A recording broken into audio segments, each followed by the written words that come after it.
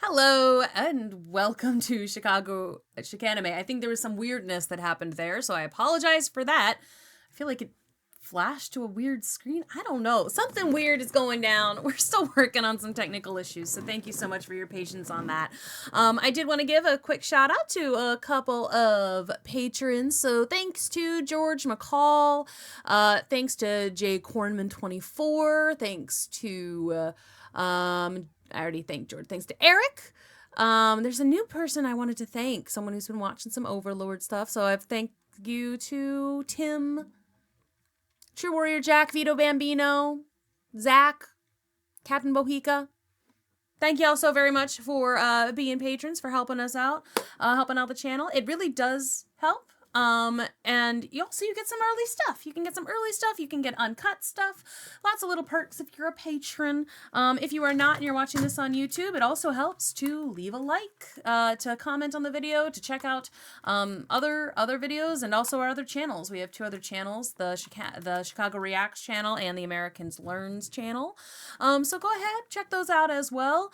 Right now, we're going to be looking at an Annie News video. This is who are the worst 5 in Overlord, Nazarick, Scariest, and most evil NPCs. So last time we talked about, like, the Neuronist. So today we're going to talk about the others. So it's going to be an interesting one. I can't wait. I've been really enjoying these Annie News videos, and I hope you have been as well. Let's begin. As you now know from the Neuronist Painkill video, the various individuals of Ainz Ul Gon enjoyed the opportunity to create their own legion of evil minions to go along with the supervillain theme that they had going. While some created cute waifus or maids, and others went for gag characters, some preferred a terrifying, grotesque, or creepy monster instead. And the 5 worst are the quintessential example of just this. So join me as we take a look at the rest of the most evil, most ugly, most supposedly terrifying creatures of Nazarick that each bear the title of the worst. The worst. But first, Kyouhukou Games was kind enough to sponsor me for a second time. So in case you missed it last time, Black Desert Online is an immersive sandbox-oriented action-packed MMORPG that I can confidently say has one of the most beautifully designed seamless open worlds with astonishing graphics, especially after the remaster update. On top of that, it has highly fluid, real-time action-based combat, open-world PvP mixed with large-scale siege wars, part of which could even be naval warfare. Lots of crafting, life-skilling, housing, and economy systems to add to the game's immersion, and an insanely detailed character creation system, with now 17 unique classes to choose from, each with their own skills and abilities. Speaking of which, the newest class of male archer was just released on the 12th of December, and let me tell you, the hybrid close-quarter long-range gameplay his kit provides is not only a visual pleasure to watch, but also plays as smooth as it looks. He's equipped with both a crossbow and a longbow, providing for an assortment of stylish ranged attacks and magic skills at his disposal. New classes aren't all they're adding either. Expansions like the recently released Dragon one are under development, alongside the Shadow Arena Battle Royale Survival Mode and the Territory Wars PvP mode. So go ahead and use the link in the description to get a 7-day free trial of Black Desert Online today. Now, let's begin. Okay, From that was a general long time view, ago. The 5 worst is a group of lesser-known, low-level NPCs within Nazarick. The name itself derives from the fact that they were designed by their creators to embody something downright awful or terrifying. Things that their creators were personally afraid of, or nightmare fuel, intended to spook the rest of the guild members. Of the remaining 4 types of worst, we have the worst residence, worst appearance, worst personality, and worst arrow. Now, even though I'm already sure you're expecting a whole bunch of grotesque things, here's a not safe for life warning anyway, as we may cover some subject matter that could derive slight miscomfort. Yeah, we already did a little bit of that. Kyouhukou, officially translated as Prince of Fear. Oof. Yeah, this guy freaks me out. Oh my god, with all, like, I'm okay with bugs, like, on an individual basis, but when there's a lot of them, I'm not good. He's the level 30 area guardian of the Black Capsule, located on the 2nd floor of the catacombs. Ironically, despite being explicitly designed as nightmare fuel, he's one of the NPCs who are relatively neutral in karma rating, at -10. The fact that it's still negative means he tilts slightly in the direction of evil rather than good, but only ever so slightly. A little bit, alright. He comes across as the pragmatic sort, more than willing to negotiate with others to reach a mutually beneficial agreement, or even help them out if there's no major cost to his assistance. For instance, in one side story released as bonus material, he helped out Hamsuke when she had gotten lost in the catacombs, providing her a cockroach escort to guide her back to where she needed to go. He's also good friends with Kyouhukou, another insectoid guardian, who, as you know... I did not know that the Hamsuke was a female. I definitely always thought that Hamsuke was the, you know, the warrior king or whatever, the king of the forest, whatever, king of monsters, whatever they were calling. I thought it was a boy. Also has a relatively neutral outlook on things. Oh. In any case, neutral karma ratings represent I think people mentioned that before, that Kyouhukou had a neutral karma rating, but I like to see the confirmation. Middle ground between evil and good. Kyouhukou doesn't try to spread misery and suffering like those who are evil would, but he also doesn't go out of his way to help people he doesn't know, or doesn't care much about, like those who are good. His main priority seems to be to look after his cockroach army, almost as their de facto patriarch. They follow his orders with slavish obedience, and he does his best to look after their well-being. On a side note, it seems he's not much of a fan of Entoma, as when she gets really hungry, she sometimes snacks on his cockroaches. But also like Entoma, Kyouhukou is an entomancer of 2 levels, meaning a mage that summons, controls, and powers up allied insects. In his case, he commands the aforementioned cockroaches. The entomancer functionality is not just provided by the class entomancer, but also enhanced and supported by other classes with related functionality. For instance, he has 15 levels. It's just like the thought of it right now is on like all of those bugs. Ugh. It's fine. I'm good. Druid variants, which is a class that specializes in nature-related spells, usually in the form of nature-themed buffs, controlling plants, and the summoning and control of various animals. Druid describes a kind of high-ranking priest from ancient Celtic religions. It became quite popular in fantasy fiction and video games to signify divine spellcasters whose powers, unlike clerics, were not derived from a god, but rather nature itself. Druid is likely a base class of entomancer, as one needs general druid proficiency before one can specialize in druid-style magic, specifically those related to insects. So, to be exact, Kyouhukou is an insect druid of 10 levels, a racial class available only to insectoid heteromorphs, and presumably it provides similar abilities to that of a regular druid. If we were to speculate from his... Lord Touchme was an insectoid guy? I don't think I knew that. Insect-themed druid build, perhaps he can summon a swarm of insects to harass his enemies, or create spore plants that fill the air with some kind of fungi that function like some kind of poison or disease debuff. Such abilities may also be available to regular druids, but it would make sense if insect druids have more spells like that in exchange for less of other kinds of spells. As for his remaining 2 racial levels, those remain a bit of a mystery, though it's presumably some kind of basic insectoid heteromorph, something likely related to his cockroach-like appearance. One probably needed a minimum investment into a base racial class before they could specialize in a racial subclass like Insect Druid, whereas more advanced and powerful racial subclasses like Demiurge's Archdevil may require a maxed out base class before you could ascend to that greater form. The racial abilities stemming from an insectoid aren't exactly clear either. An insectoid like Kyouhukou has a type of natural exoskeleton armor as a racial ability, though it prevents him from wearing regular body armor and could never reach the heights of divine quality. They did, however, have their own advantages, like not being dropped on death, cheaper upgrade costs, and would grow with respect to your level. Even the armor repair process wasn't necessary. That's wild, because everybody else drops several levels when they die. That's a cool little thing to be an insect guy then. Like, you're not gonna... As healing spells would restore any damage taken. Now, since Kyouhukou wears lots of different equipment, like jewelry and a cape, but doesn't wear any body armor, I believe it's a safe assumption that he too has an exoskeleton. Keep in mind though, not all insectoids have natural armor. Touch Me was said to be some kind of insectoid race, but he wears regular armor. See, this is, cool. I was like, is this something that I just fully missed? But no, we were getting to it. Cool. Touch Me is an insectoid guy. I'd not expected that. So clearly, different base insectoid races give different racial abilities. Now, as for his job classes, he has 5 levels in High Druid, presumably to be a class that requires a lower leveled base Druid class, but provides more powerful Druid abilities, including access to higher tier spells. We also see he has Summoner, obviously a class that specializes in summoning. But most spellcasting classes have some access to summon spells, so the Summoner class isn't really a requirement to be able to use these spells.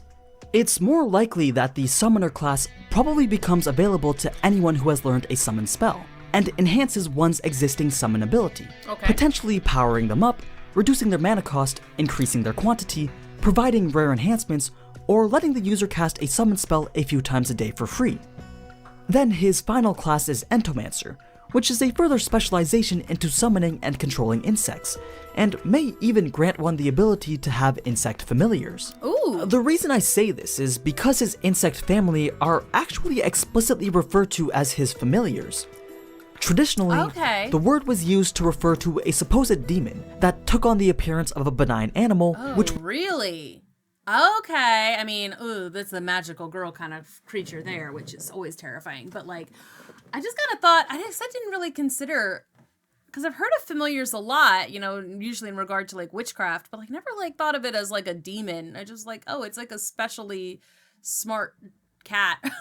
Like, wow. All right, it just never occurred to me. It might be a monster. would secretly serve a witch and do her evil bidding.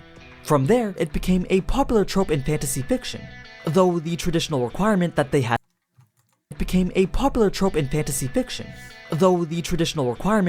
to be demons was dropped. Okay. Generally speaking, so that's why maybe that like demons, that's why that wasn't in my thought process. Okay, good. I'm glad it's not something that I just missed. Spellcasters would use their magic to bind a lesser creature like an animal into service, and in the process, the animal would then become more powerful and intelligent. Okay, that's what I thought. So familiars in Yggdrasil might be sort of a hybrid between summons and NPC mercenaries, as in both were created through magical means, though familiars lasted for an indefinite amount of time, and are summoned using mana. Familiars could also be summoned for use in very unusual ways, as we saw with Entoma's bug weapons. But accessing these rare abilities would require a larger class investment, and be limited to a narrow, specific type of creature, allowing for a knowledgeable opponent to appropriately prepare a counter, like Evil Eye's Verminbane. Now, shifting back to Kyouhukou, I guess I never even said what he's the worst of. He carries the title of Worst Residence, something I'm sure you'll agree is well earned. Yeah, makes sense. The name is rooted in the fact that he lives with his army of cockroaches, which are, well, pretty scary to be honest. His family, as familiars instead of summons, require sleep, exercise, food, and so on, and it's that latter part that's important. See, the cockroaches are carnivorous, and he has thousands of them, meaning they require a very large amount of living food each day. It appears that Ainz forgot to provide much in the way of food for them, or just told them to find a way to deal with it, because he didn't really want to have to deal with the hassle himself, leading Kyouhukou and his cockroaches to have to engage in regular rounds of cannibalism in order to survive. So Heavy Masher, one of the worker groups who invaded Nazarick in Season 3, he got to experience firsthand just how terrifying a room full of starving cockroaches could be. Ugh. Sure, the anime made it seem pretty devastating to get devoured by a bunch of cockroaches, but the way that the light novel describes it is much, much more graphic and explicit. Good! The worst part is, that's not even the worst part. I agree that drowning and then being eaten alive by an ocean of writhing cockroaches is a pretty gruesome way to go. But there's more. Even some of the Guardians, particularly Mare and Aura, find him and his cockroach family to be quite revolting. After all, they know exactly what him and his cockroach horde are supposed to be used for. If you recall back in Season 2, Mare was ordered by Demiurge to locate and kidnap an Eight Fingers leader. The one that he ended up grabbing was Hilma, the leader of the drug trade division. Apparently, he was told to hand her over to Kyouhukou, who at the time was under orders to torture her. By what means, you ask? Oh, you know, the usual.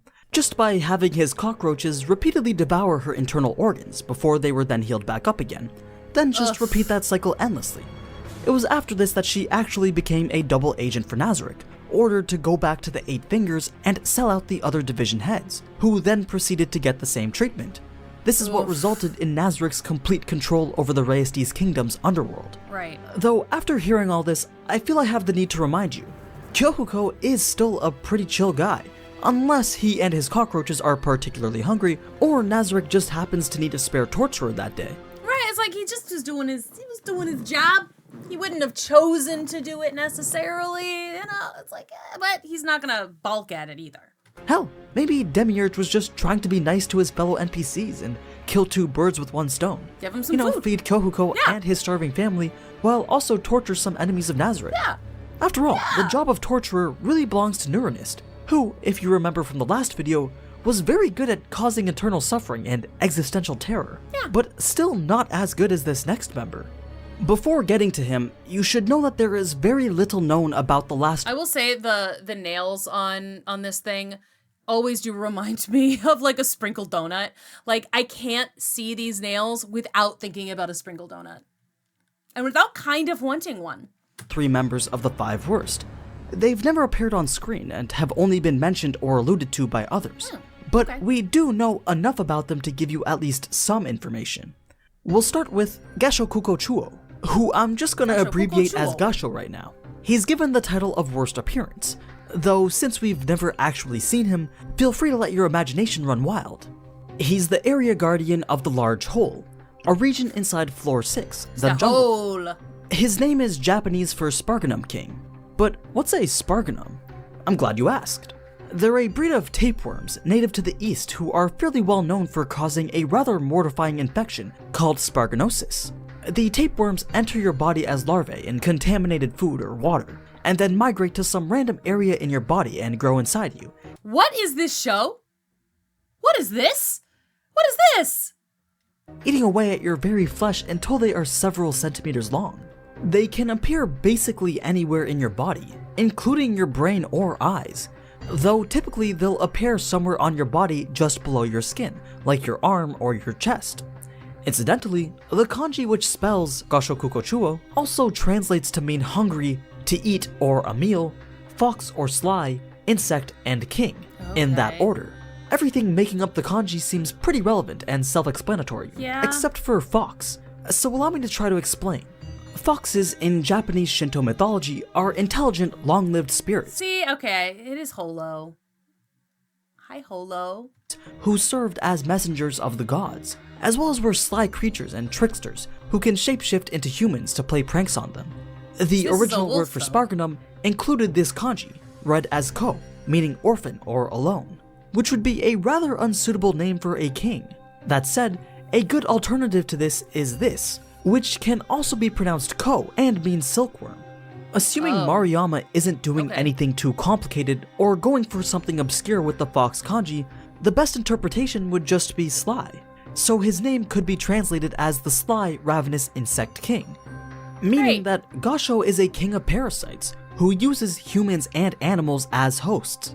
And apparently, he and his family were undergoing a bit of a housing crisis back in the beginning of Season 3. You see, they just didn't have enough homes for all their little Sparganum larvae.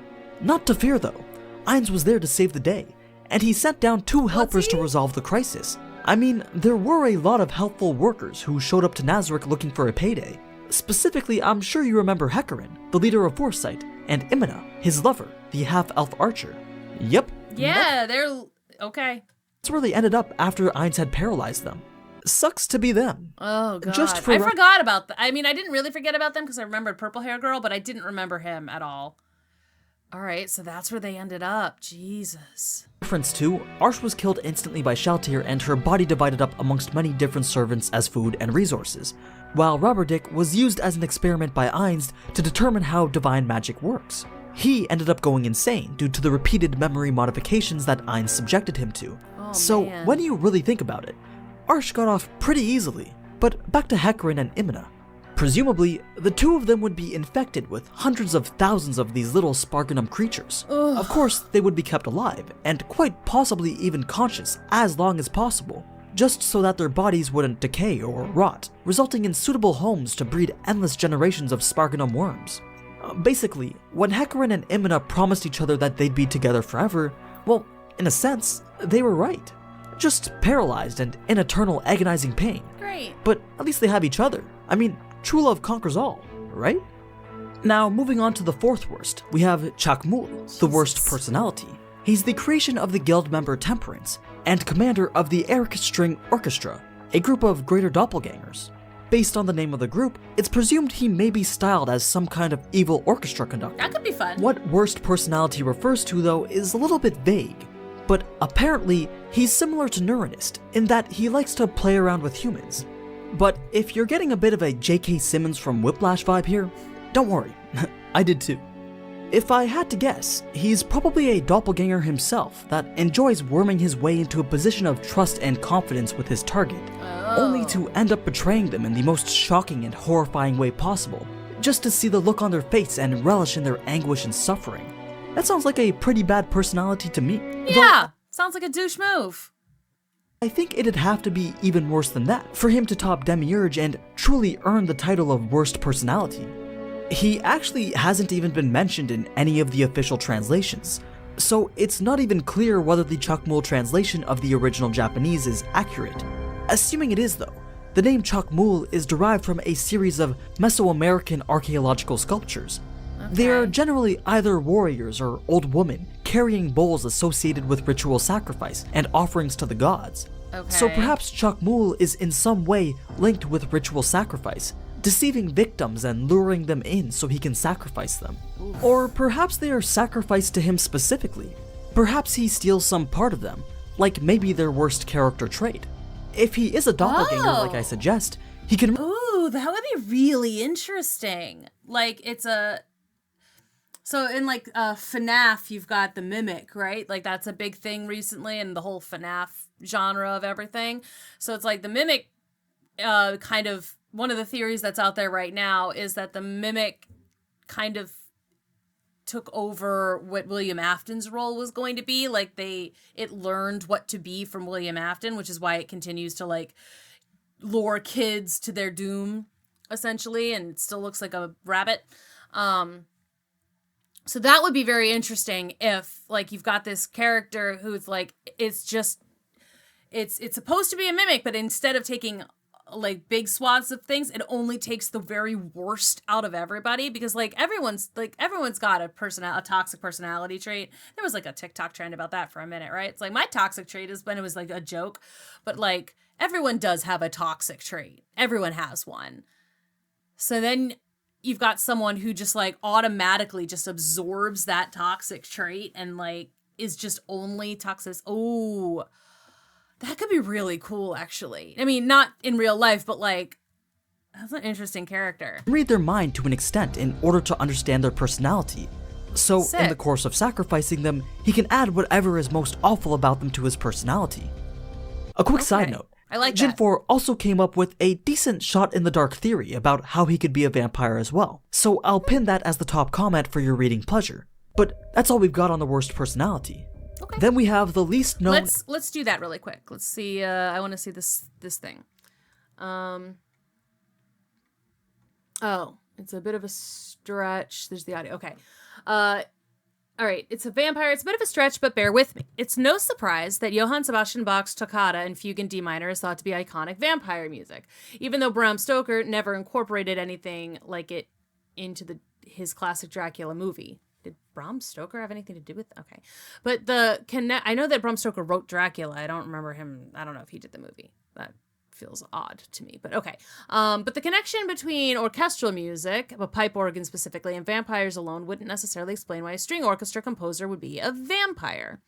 But we can go deeper. One of the most influential and popular vampire games in Japan was in 1997's Castlevania. I've heard of that one. Symphony of the Night for PlayStation 1. Ooh, okay. This was a reboot of the classic NES and SNES Castlevania franchise, and it reinvented the mechanics, taking it from its roots as a traditional action, side-scrolling platformer to a new genre, one which would later be known as Metroidvania. Yes, it was this game which led to the portable Castlevania games to entail exploring a large open map, collecting various abilities to progress, through specific areas, and which led to Castlevania being the second half of the genre name. Okay, great. I bring up this game because of its music, which was composed by Mirachu Yamane and featured a mix of classical, gothic, Victorian, and modern rock, and which, in the opinion of the script, Jin 4 has possibly one of the best video game OSTs of all time. Seriously, listen to it on YouTube sometime. Anyway, 2013 interview with Gamasutra, Yamanani cited as this in the interview. Bach is her primary influence, although you can see broad similarities between her work and that of the 1984 Phantom of the Opera. Makes sense, composed by Andrew Lloyd Webber. It, too, involved a combination of classical, orchestra, modern rock, specifically during the song Overture, Phantom of the Opera. Bum, bum, bum, bum, bum, bum, bum, that one. The musical was based on a book about gothic horror-style monster along the same lines as Count Dracula and Frankenstein's monster. That's also true. Gaston Leroux wrote the book.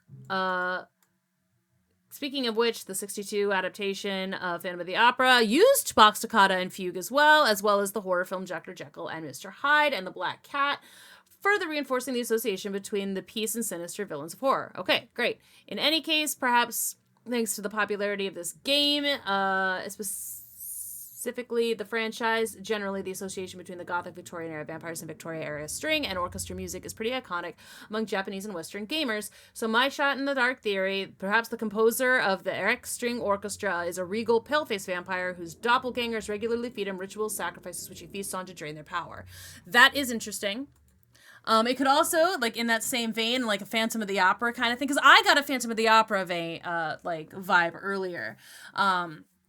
So you've got, like, a creepy masked figure who, like, basically maybe, like, sucks the... I like the idea of sucking the worst personality trait instead of sucking the blood. Or, like, just, sucks the energy out, psychic vampire kind of deal. Okay. And final worst of the group. And they don't even have a name yet. It's simply known as the worst arrow. It comes from a blog post by Maruyama, who, if I'm interpreting this Google translation accurately, seemed to suggest that it would probably never appear in the light novel. Anyway, arrow is a Japanese word borrowed from the English word erotic, and used as a synonym for a perversion or sex. So basically, it's a creature known for having the worst perversion. And if you've been around anime long enough, then I think you know exactly what type of monster this thing is. Yup, a tentacle monster. Well, specifically a roper. Apparently, it looks like a cage of tentacles or something like that. He also mentions something about aphrodisiacs that may be classified mechanically as contact poisons, which would presumably cause insanity or confusion. But yeah, we'll stop there. I'm sure you can fill in the blanks. Apparently though, Worst Arrow has a fairly nice, gentle personality, so it generally reserves its capabilities for hostile invaders of Nazarick. Okay. And that's it for the 5 worst of Nazarick. But before I go, don't forget that you can still purchase my Succube and Nabe merch. Also, next Overlord video will be the Shell Tier Part 1 video.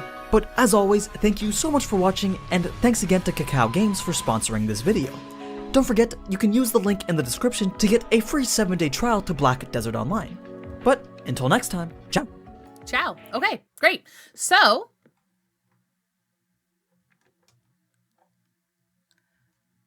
we're having some interesting issues right now again with my